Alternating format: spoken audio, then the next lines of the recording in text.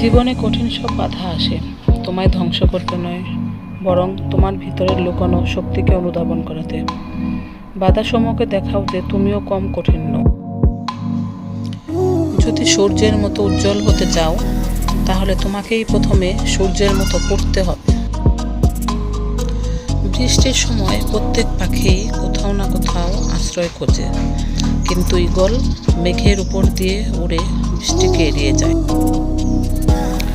মানুষের জীবনে প্রতিবন্ধকতা থাকা দরকার। বাধা না থাকলে সফলতা উপভোগ করা যায়। আমাদের কখনোই হাল ছেড়ে দেওয়া উচিত নয় এবং সর্বদা প্রস্তুত থাকা উচিত, যাতে কোনো বাধা যেন আমাদের হারিয়ে না দিতে পারে। উপরে ওঠার জন্য শক্তি দরকার, সেটা মাউন্ট এভারেস্টই হোক বা আপনার পেশায়। ইন্ড মানে শেষ নয়, আসলে END এর অর্থ এফোর্ট নেভার ডাইস।